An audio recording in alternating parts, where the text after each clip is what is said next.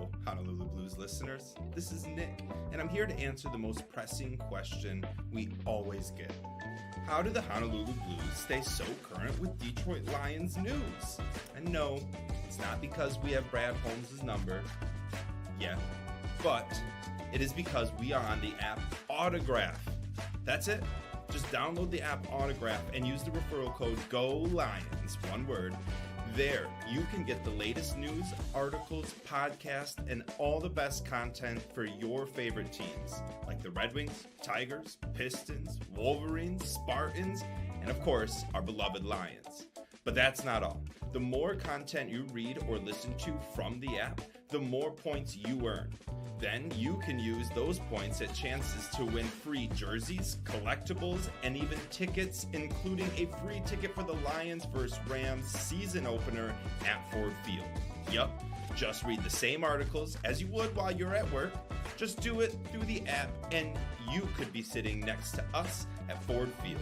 Make sure to get the app Autograph and use the code GOLIONS. One word. Now, let's get to the show.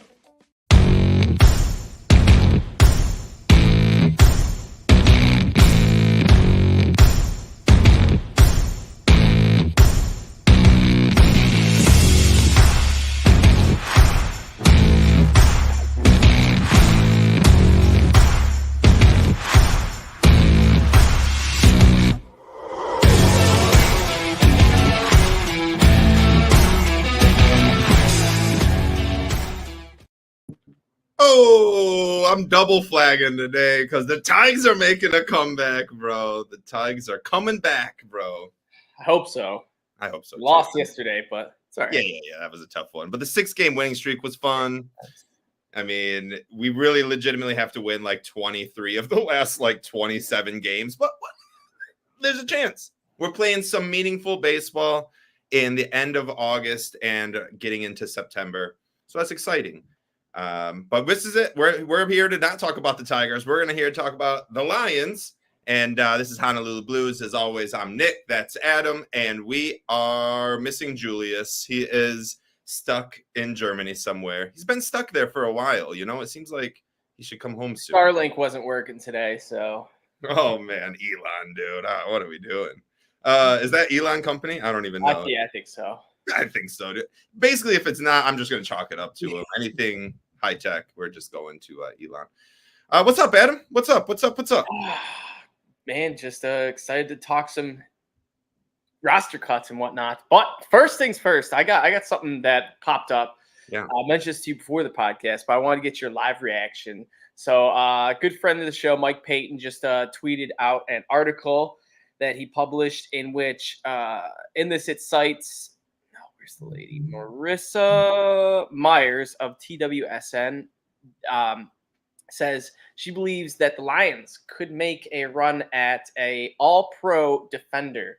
And that all-pro defender is Micah Parsons. So what we would have to give up would be 2 first-round picks, a 3rd-round pick, a 6th-round pick, David Montgomery, and maybe an offensive lineman. So with that being said, would you pull the trigger? You know how I get so scared about money, and I veto us bringing anyone in because it's always about money. It's about the behind the scenes budget that we don't see. Yes, I would love to have Micah Parsons on our team. Is it worth getting rid of 2 first-round picks plus a couple other picks? The Monty, the offensive line, as long as it's not a starter, we can live with. Obviously, I love Monty. Everyone knows he's my boy, he's my dog. But, if we had to, we have Vaki backing him up. We have Craig Reynolds. We have a good solidified running back crew. I don't pull the trigger. I personally don't do it. I know Mika's good, but he's one injury away from just all of that just being just handed over to Dallas for nothing. And it scares me when it comes to that. I would rather just hope that Brad Holmes can draft a new Micah Parsons with those 2 first-round picks and have him for a 5-year contract without having to pay him $300 million. But that's just me. It would be an insane trade. I don't think Brad Holmes does that. Honestly though, part of me would be shocked, but part of me would be like, wow, he wants, because that's a move that's I am going for it. I want all the marbles this year. And if Parsons does stay healthy, though, man, him and Hutch on the ends, like, how do you stop that? Oh, it's gross, dude. For me, though, I would rather. I don't know. I like the youngness of Parsons, but I really want freaking Max Crosby, dude. If we're gonna go all in, I want Max Crosby to be the guy that we go all in on. But I don't know. I love Max Crosby. Mika would be interesting. Would you rather have like Mika or Max Crosby?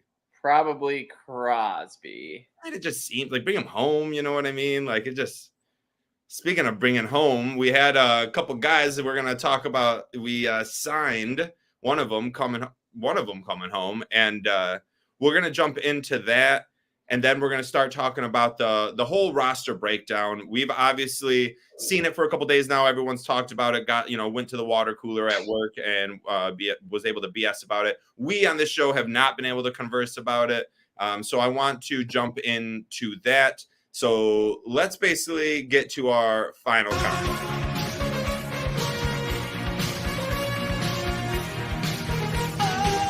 It's the final countdown. There it is. All right. We'll work on that. But that's the final countdown, and we're going to get into it today. Let's start with the guys who didn't make the roster, Adam.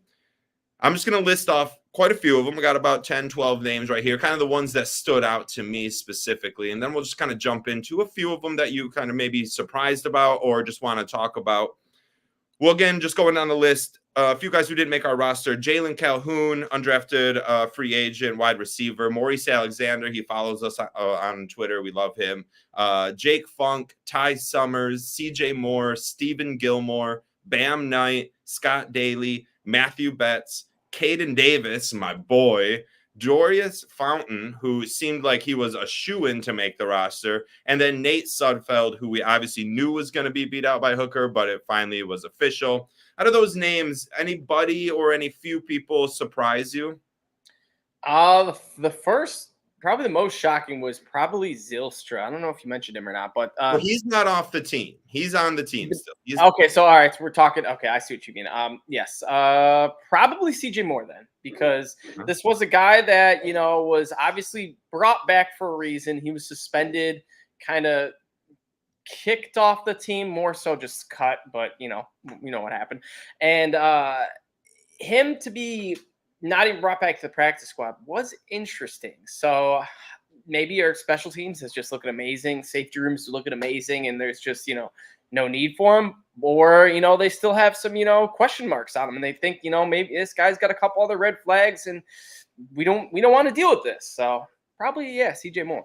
Brandon Joseph beating him out for the safety spot. Obviously, CJ Moore was very known in Detroit, or at least in the diehards area of special teams. And like you said, Jerm may be just kind of outplaying him. Yeah, CJ Moore. I was surprised Caden Davis. And I will just preface, none of these guys, though these guys are on our team right now, injuries will accrue throughout the season. And there's a good chance we get some of these guys back because they know our systems and whatnot. But for now, they are not on the practice squad. They are not on the 53-man roster. And for me, Caden Davis, I was so mad that Caden Davis didn't make our roster. I wanted at least practice squad.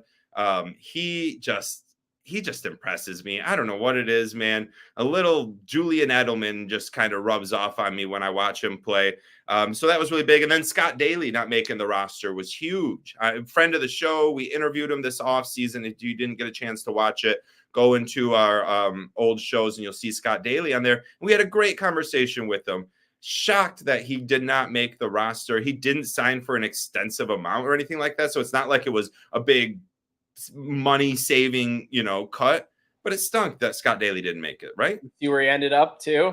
No. Chicago Bears grabbed him up. I don't know if you remember, but he grew up a Chicago Bears fan. So part of me was like, all right, he goes back home.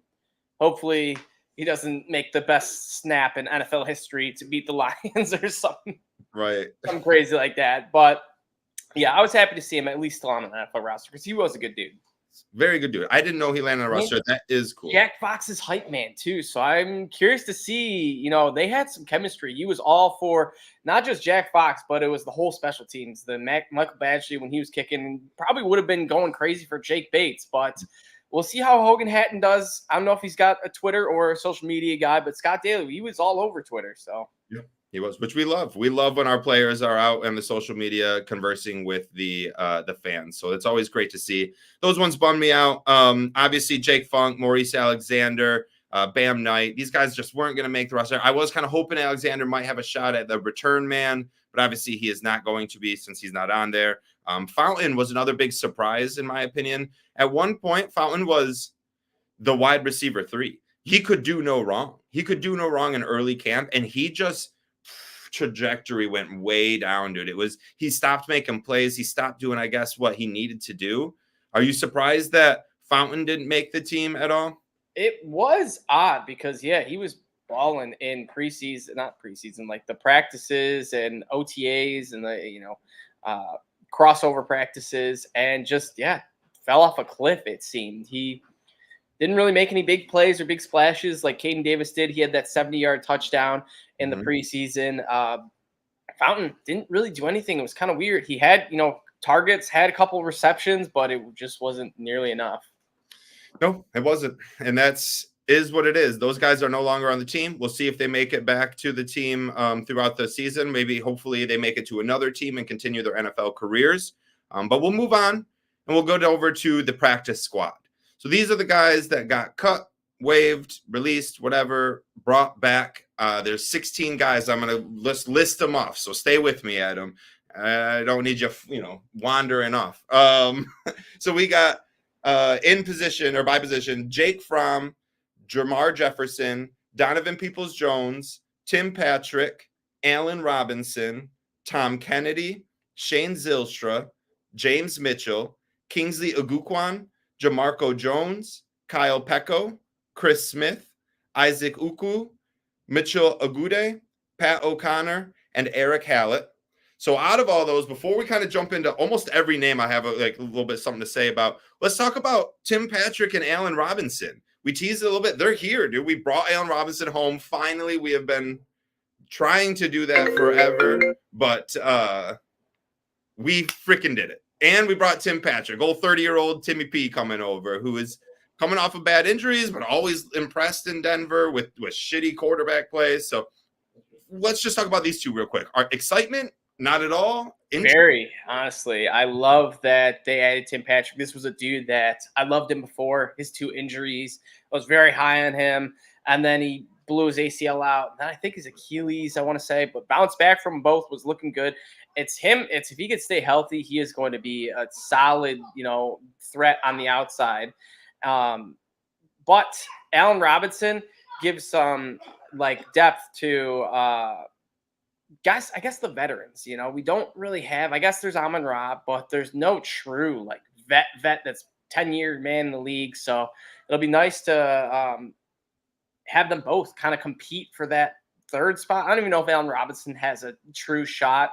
I feel like he's just there for moral support. And if he does look really good, then hey, because our wide receiver 4, 5, 6 are shallow. So it's like Amon-Ra likely will get beat up. J-Mo, who knows?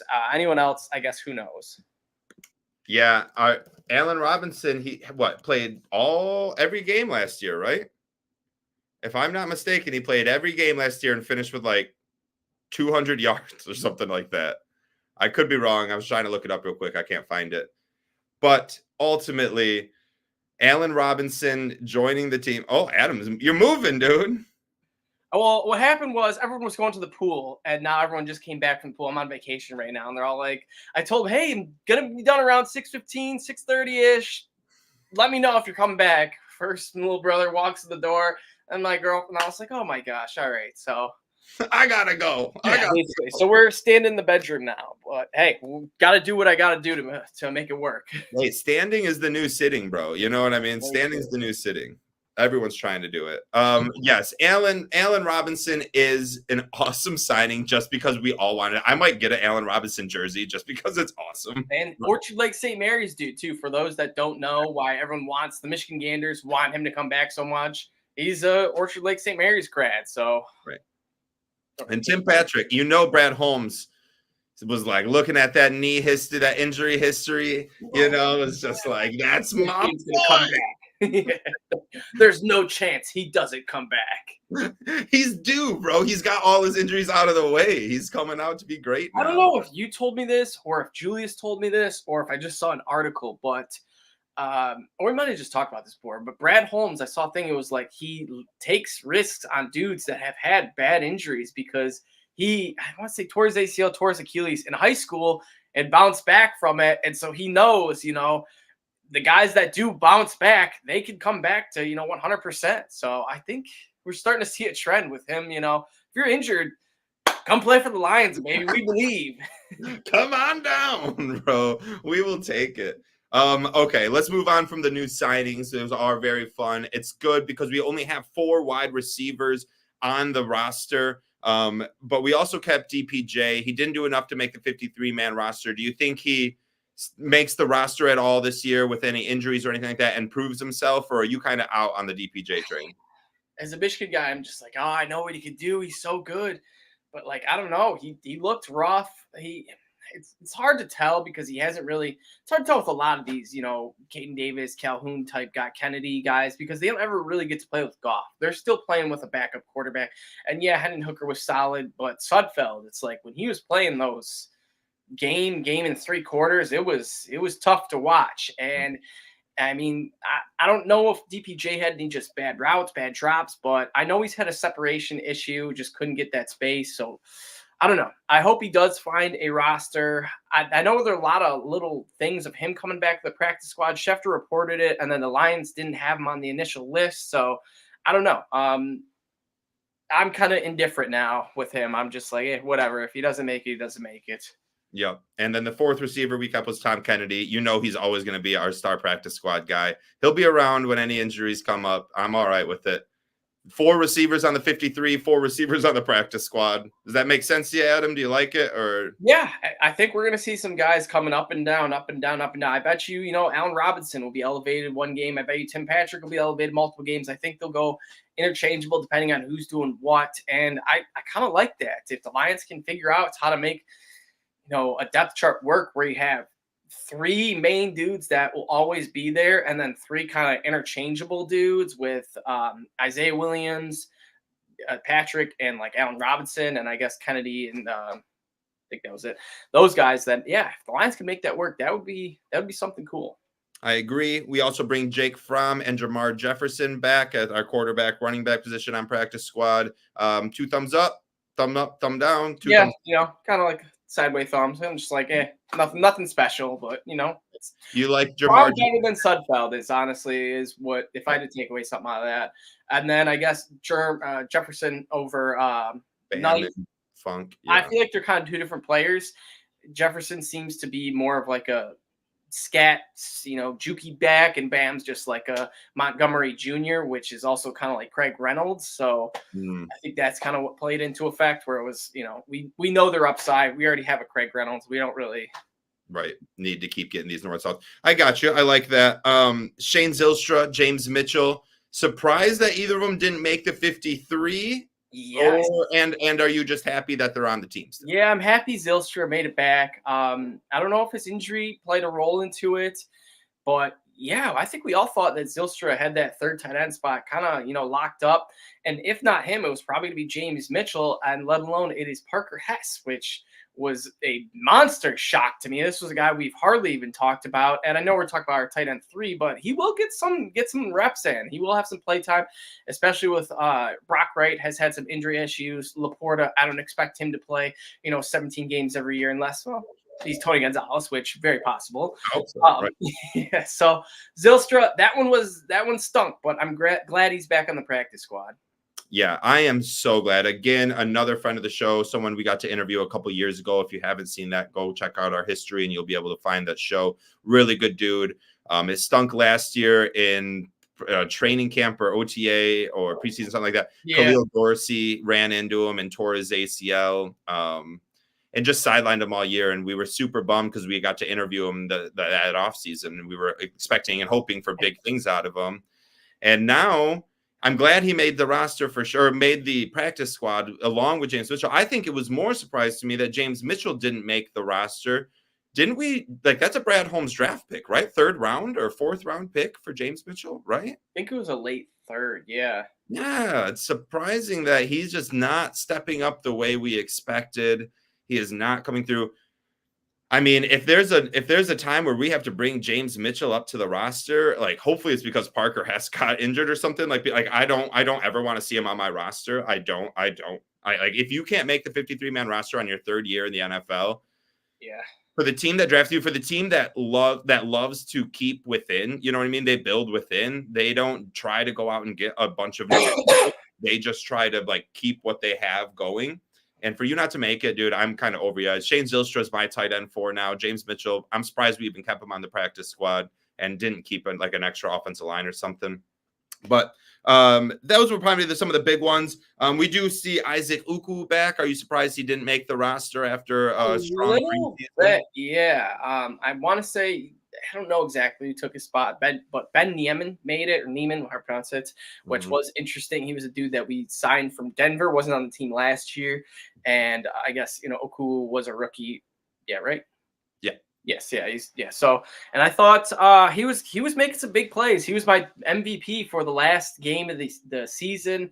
I want to say he had a strip sack, and I don't know, wasn't enough, I guess. But I do feel like he is one of those guys, like a Brandon Joseph-esque player, where he looked good in the preseason, OTAs, all up to cut day, and then just didn't make it. And I feel like part of this is the Lions knew no one's going to grab this guy. He is coming to our practice squad no matter what, and he'll be there next year. And if he takes another step forward, then he will absolutely make the team next year. So I think he's going to be the Brandon Joseph guy that, just keeps getting better and better and better. Maybe will play, come up, be called up and play a little bit. But yeah, it was nice to see him on the practice squad. Was a little surprised he didn't make the 53 though. I think it really came down to him or James Houston. And I think they gave the edge to Houston. But again, we're having him on the practice squad, one injury away, one edge rusher injury away, and he is up on the line. So and we know Davenport battles with injuries. You know what I mean? We know Houston can battle with injuries. So who knows how long it's really going to be until he's on the team. But I am very happy that we brought him back as well. He was very impressive. I believe he won you the MVP. I need to go back and double check for our week 3, but I believe he won you the MVP. And then that was pretty much it. I did want to talk a couple other things before we end this short little show, just about our 53-man roster. Placed on reserve, injured, designated to return is Emmanuel Mosley, which we knew, but also Broderick Martin.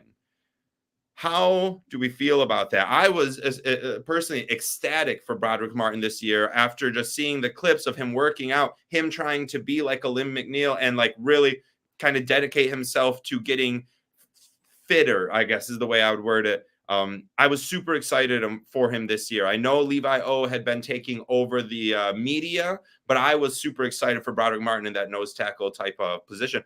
Now he's again designated return. I don't know. Maybe you know more information than I do about when that could be. But ultimately, what do you think about him being listed on the reserved to return? Well, so yeah, it kind of was surprising because he played in a couple preseason games. I don't know if his injury occurred in the preseason game. I think it happened against Pittsburgh. That's what I was saying, because I was like, he played in all these games, so unless this was something small and they, could have a chance to get worse, and they just shut him down, which also I do think is part of it. I think it was, nothing crazy, because if it was, something bad, we probably would have heard a little bit more about it. But this kind of tells me it's like a calf strain grade 2 or something significant that's like over time he'll heal up. We don't want you trying to fight for one of these spots. Next thing you blow something out and are out a full year. So was interesting to see. Was kind of a little bummed out because I saw all those workout videos, him pulling the trailers and doing all the shirtless workouts, working with Aleem, and kind of started to feel like he was making the turn. But hopefully this rest is what he needs, and coaches know best. Yeah, they do. Sometimes I think I do, but ultimately they do. And then finally, I did want to just kind of talk about I would say the 6 guys that were on the bubble that made the roster. And we've kind of spoke about them all because we have led to it, but let's get them right out there. Hogan Hayton, our long snapper, is now an undrafted free agent. Anything to say about him? I mean, he is the one player that is the new, like, he's a starter on our team. So I mean, I guess it's a position that gets, you know, probably 5-6 snaps a game, but he is a starter. He's a dude that, you know, if he has one bad play, it could cause a really, really, you know, bad outcome for the Lions. So hoping that he stays just, you know, crisp, clean. Jack Fox gets along with them. I mean, you don't ever really see, you know, long snappers acting up, I guess, but you know, every now and then you'll see a you know, punt or a snap ball go over the punter's head, you know, bobbled snap, you're kicking the field goal. And so I want that perfect, crisp, clean snap for Bates, Fox, whoever's kicking the ball. Isn't it weird that you wouldn't just roster a center who can also long snap? I've thought that so long. I'm just like, how is this, and how isn't there a center yet that's like, you know what? I'm gonna learn long snapping. This will save, even if you're a backup center, you know. Well, hopefully you are the backup center. That would be perfect. You know? Like that would be perfect. And then instead of having 50 guys and 3 special teams, you'd have 51 guys and 3 special teams. Because it's like, you know, the only one they would have problem to is shooting it, do the long snap back to the punter. Because if you're shooting it back to the dude setting it for the kicker, it's just about, you know, maybe a different trajectory, but about the same distance as, you know, a quarterback snap. So yeah, I've always wondered that too. Like, how isn't there a snapper that does it all? That's what it seems. Whatever. Anyways, we have a couple new linebackers on our team. We already talked about one, Ben Neiman. We also kept Trevor Nowaski from Saginaw Valley 53rd man. Yeah, 53rd man, Saginaw Valley State University alum. I don't know much about him. I don't really know much about him. A couple years ago, I don't think he really did much, but he wasn't last year. I want to say it was 2 years ago. And now he's back, I guess, you know.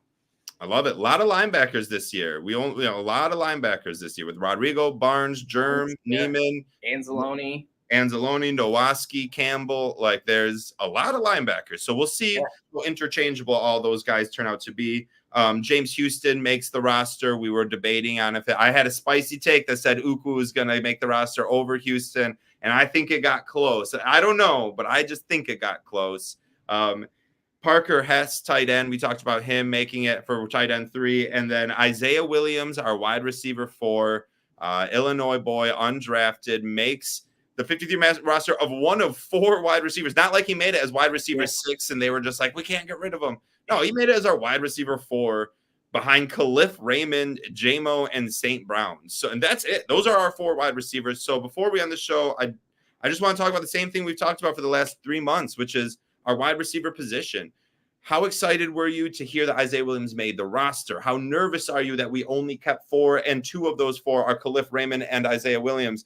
Like, how do you stand on everything, all of this? It's like, if this works out, oh my gosh, Brad Holmes, you've done it again, you son of a bitch. You son of a bitch. But yeah, it's interesting. Isaiah Williams was one of 3 undrafted free agents that ended up making a roster, which tells me something that, you know, we got an eye for some talent. We didn't have anyone that was claimed on other teams, which doesn't mean, oh, we cut, you know, bad players. We have these. It means other teams thought they were bad too. So we kept the right guys, essentially. No one, you know, went out and grabbed Zylstra or James Mitchell, and maybe Parker Hess was, you know, getting talked about if he was cut or something like that. But honestly, the one guy I real quick want to talk about, we haven't mentioned him, also a friend of the show, 8th time's a charm, Dan Skipper, finally making the roster. That was very cool. Yes. We all kind of, it was weird because this guy went from a guy that was crying on Hard Knocks because he got cut to pretty much, we kind of knew he was making the roster. No one had him on a bubble, had him on their cut list. It was all like after that Dallas Cowboys game, I think everyone fell in love with Dan Skipper. So it was nice to see him make the team. But the 4 wide receivers, yeah, if it works out, it's going to be very, very good. Undrafted free agent as your wide receiver 4 is interesting. I am trying to think of, I mean, there's been some, you know, plenty of late round wide receivers that have popped up. Top one that comes to mind is silly Antonio Brown. And I say silly because Isaiah Williams probably won't be, you know, first ballot Hall of Famer based on skill, but you never know. We never know. So I'm sure there's been some other guys that are 6th round, 7th round, undrafted that, you know, just click and end up doing well. So excited to see him get a true opportunity and a chance to play with Goff too, because he only got, probably ran routes in practices, not in the preseason. So we'll see if, he's going to have at least a few packages each game where he comes in as that wide receiver 3, where J-Mo goes streaking 3 straight plays and is like, I'm gassed. He catches one of them and, he comes out. So it'll be interesting. It will be interesting. It'll be interesting who we're going to probably, it seems like we're going to play a lot more like 2 tight end personnel, with Brock Wright, or we're going to have Baki or Gibbs out as a wide receiver. You know what I mean? Like, it's going to be so fun. And that's what Brad Holmes is just like pressed is like, I want guys that can do multiple things. Like Hendon Hooker could be our running back. You know what I mean? Like, you know what I mean? Like, everyone could do something else except for what they're slated as, and that's what we want. So I'm excited to see how this goes. We are freaking 9 days away from Lions football. We're 6 days away from regular season football. College football is in full effect. We got good games this week, good games next week. Like, we're here.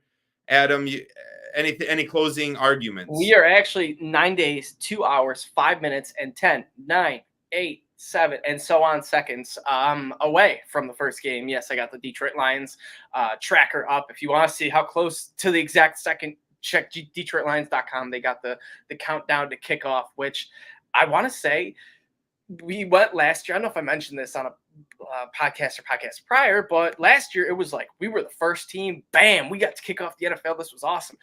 Now we have to pretty much wait for everyone else to play Sunday night. Like, oh, come on, I want to play so bad. But man, oh man, when Sunday night comes, it's gonna be so good. It's gonna be so good.